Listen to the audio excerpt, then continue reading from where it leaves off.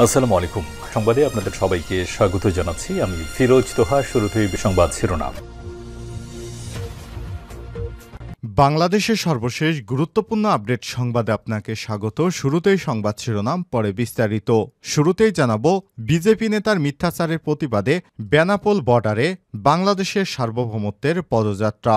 বাংলাদেশের অভ্যন্তরীণ বিষয় নিয়ে ভারতের বিজেপি নেতা শুভেন্দু অধিকারী উগ্রবাদী আচরণ, বাজে মন্তব্য এবং মিথ্যাচারের প্রতিবাদে যশোরের বেনাপোলে সার্বভৌমত্বের পদযাত্রা করেছে বৈষম্যবিরোধী ছাত্র সমাজ। আজ বেনাপোল বলফিল্ড মাঠ থেকেই পদযাত্রা শুরু হয়ে চেকপোস্টে গিয়ে শেষ হয়। এ সময় শুভেন্দু অধিকারীর বিরুদ্ধে নানা স্লোগান দেয় ছাত্ররা। এরপর জানাবো, ভারতে আওয়ামী লীগের 4 নেতা গ্রেপ্তারের ঘটনায় সারা দেশ তোলপাড়। ভারতের ধর্ষণ মামলায় আওয়ামী লীগের 4 নেতা গ্রেপ্তারের ঘটনায় সারা দেশে তোলপাড় শুরু হয়েছে। আজ সকালে তাদের গ্রেপ্তারের বিষয়টি দৈনিক নয়া দিগন্তের অনলাইনে প্রকাশিত হওয়ার সাথে সাথে সিলেটসহ সারা দেশে তোলপাড় শুরু হয়। অনেকেই সংবাদটি শেয়ার দিয়ে নানা প্রতিক্রিয়া ব্যক্ত করেছেন। এদিকে শেখ হাসিনার বিদ্বেষমূলক বক্তব্য প্রচারে নিষেধাজ্ঞার আদেশ প্রকাশ। জুলাই আগস্টে গণহত্যার মামলায় সাবেক আসামি, ভারতে পলাতক সাবেক প্রধানমন্ত্রী শেখ হাসিনা সব ধরনের বিদ্বেষমূলক বক্তব্য গণমাধ্যম ও সামাজিক যোগাযোগ মাধ্যমে প্রচারের নিষেধাজ্ঞার আদেশ প্রকাশ করেছে আন্তর্জাতিক অপরাধ ট্রাইব্যুনাল।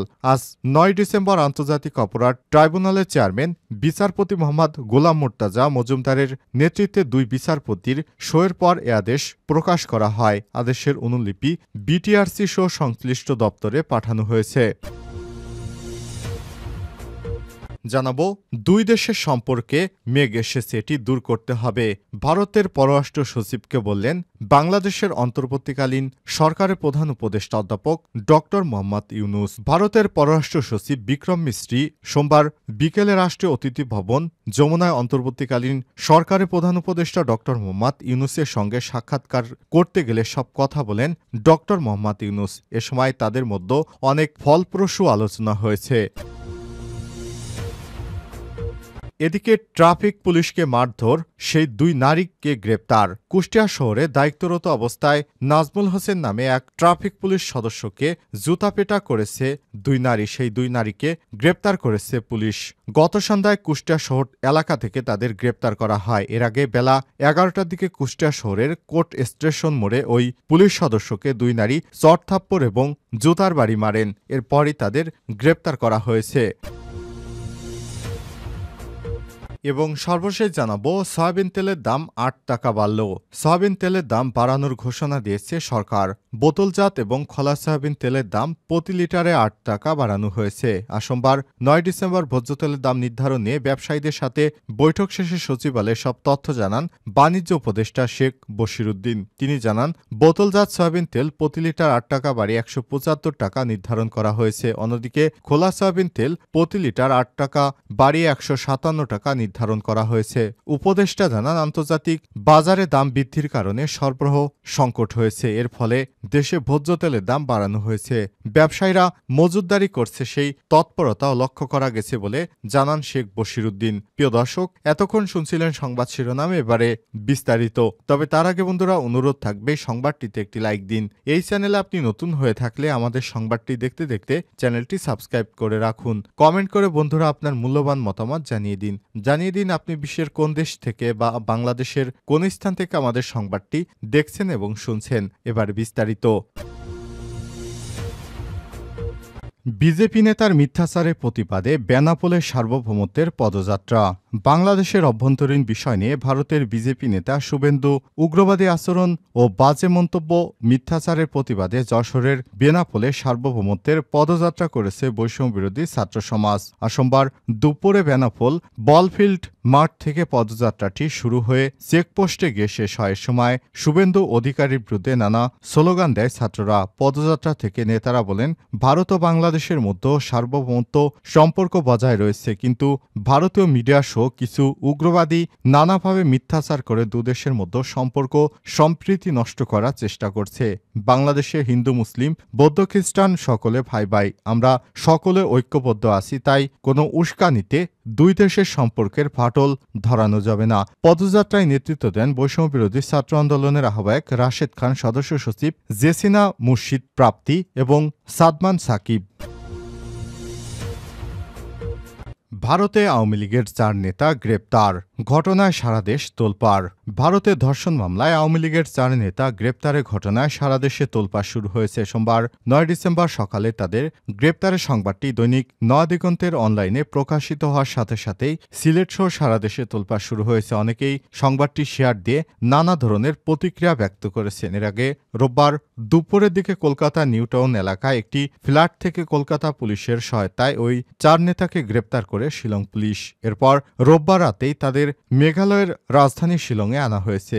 গ্রেপ্তার হওয়া নেতাদের মধ্যে রয়েছেন সিলেট জেলা আওয়ামী লীগের সাধারণ সম্পাদক ও জেলা পরিষদের অপসারিত চেয়ারম্যান অ্যাডভোকেট নাসির উদ্দিন খান, সিলেট মহানগর যুবলীগের সভাপতি আলম খান মুক্তি, সিলেট মহানগর যুবলীগের সহ সভাপতি আব্দুল লতিফ রিপন ও মহানগর আওয়ামী লীগের সদস্য ইলিয়াস আহমেদ জুয়েল। শিলং পুলিশের একটি নির্ভরযোগ্য সূত্র জানিয়েছে, আওয়ামী লীগের নেতারা সিলেট থেকে পালিয়ে শিলংয়ে অবস্থান করার সময় তাদের আবাসস্থলে এই ধর্ষণ হয়। এই ঘটনায় ভিকটিম শিলং থানায় 6 জনকে আসামি করে একটি মামলা দায়ের করেন। এই মামলায় তাদেরকে গ্রেপ্তার করা হলেও আরও 2 জন আসামি পলাতক রয়েছেন। তারা হলেন সিলেট জেলা স্বেচ্ছাসেবক লীগের সভাপতি আফসর আজিজ ও মহানগর স্বেচ্ছাসেবক লীগের সাধারণ সম্পাদক দেবাংশু দাস মিন্টু।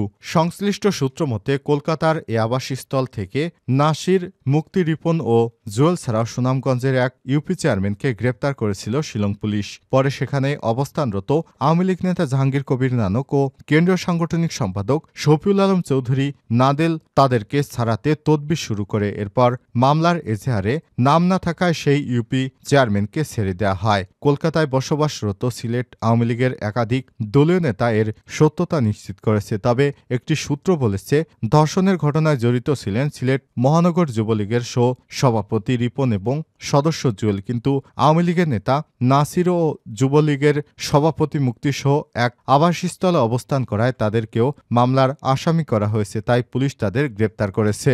কলকাতায় অবস্থানরত যুবলীগের এক নেতা নাম প্রকাশ না করা সত্ত্বে বলেন, রিপন আর জুয়েল এই অপকর্ম করেছে বলে শুনেছি, তবে সেটি নিশ্চিত করে বলতে পারছি না, যেহেতু আমি কলকাতায়। বাকিরা একই ফ্ল্যাটে থাকার কারণে ফেঁসে গেছেন। শেখ হাসিনার বিদ্বেষমূলক বক্তব্য প্রচারে নিষেধাজ্ঞার আদেশ প্রকাশ। জুলাই আগস্টে গণহত্যার মামলায় প্রধান আসামি ভারতে পালিয়ে যাওয়া সাবেক প্রধানমন্ত্রী শেখ হাসিনার সব ধরনের বিদ্বেষমূলক বক্তব্য গণমাধ্যম ও সামাজিক যোগাযোগ মাধ্যমে প্রচারে নিষেধাজ্ঞার আদেশ প্রকাশ করেছে আন্তর্জাতিক অপরাধ ট্রাইব্যুনাল। সোমবার 9 ডিসেম্বর আন্তর্জাতিক অপরাধ ট্রাইব্যুনালের চেয়ারম্যান বিচারপতি মোহাম্মদ গোলাম মুর্তাজা মজুমদারের নেতৃত্বে 2 বিচারপতির সইয়ের পর এই আদেশ প্রকাশ করা হয়। আদেশের অনুলিপি বিটিআরসি সহ সংশ্লিষ্ট দপ্তরে পাঠানো হয়েছে। শেখ হাসিনা লন্ডনে ভার্চুয়ালি যে বক্তব্য দিয়েছেন তা বিদ্বেষমূলক কিনা তা খতিয়ে দেখে সরকারকে ব্যবস্থা নিতে বলেছে প্রসিকিউশন। এর আগে প্রসিকিউশনের আবেদনের পরিপ্রেক্ষিতে গত 5 ডিসেম্বর জুলাই আগস্টে গণহত্যার মামলায় প্রধান আসামি ভারতে পালিয়ে যাওয়া সাবেক প্রধানমন্ত্রী শেখ হাসিনার সব ধরনের বিদ্বেষমূলক বক্তব্য গণমাধ্যম ও সামাজিক যোগাযোগ মাধ্যমে প্রচারে নিষেধাজ্ঞা দেন ট্রাইব্যুনাল।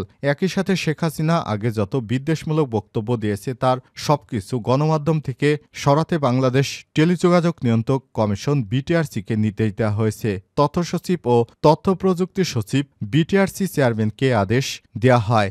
এখন থেকেই বাস্তবায়ন করতে বলা হয়েছে।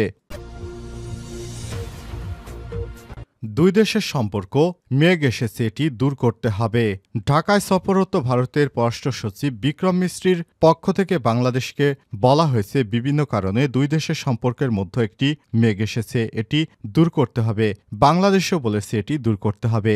ভারতের পররাষ্ট্র সচিব বিক্রম মিশ্রি সোমবার বিকেলে রাষ্ট্রীয় অতিথি ভবন যমুনায় অন্তর্বর্তীকালীন সরকারের প্রধান উপদেষ্টা ড মোহাম্মদ ইউনূসের সঙ্গে সাক্ষাৎ করেন। এরপর যমুনার সামনে আয়োজিত এক সংবাদ ব্রিফিংয়ে ভারতের পররাষ্ট্র সচিবের পক্ষ থেকে দেয়া বক্তব্য এবং তার পরিপ্রেক্ষিতে বাংলাদেশ সরকারের অবস্থানের কথা তুলে ধরেন অন্তর্বর্তীকালীন সরকারের পরিবেশ, বন ও জলবায়ু পরিবর্তন বিষয়ক উপদেষ্টা সৈয়দা রিজওয়ানা হাসান। সাংবাদিকদের প্রশ্নের জবাবে রিজওয়ানা হাসান বলেন, অপপ্রচারের জবাব লিখিত, মৌখিক বহুভাবেই বলেছি। যতগুলো ঘটনা ঘটেছে সেগুলো সাম্প্রদায়িক দেখানোর কোনো সুযোগ নেই। সেগুলো কখনো কখনো ব্যক্তিগত বা রাজনৈতিক কারণ, বেশিরভাগই রাজনৈতিক। আমাদের স্পষ্ট অবস্থান হচ্ছে, বাংলাদেশ সরকার না এটির অংশ, না এটি কোনোভাবেই বরদাস্ত করছে।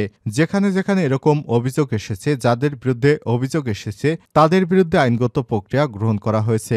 এর পরিপ্রেক্ষিতে ভারতের সচিবের পক্ষ থেকে বলা হয়েছে, বিভিন্ন কারণে যে আমাদের সম্পর্কের মধ্যে একটি মেঘ এসেছে, এই মেঘটি দূর করতে হবে। আমরাও বলেছি এই মেঘটি দূর করতে হবে।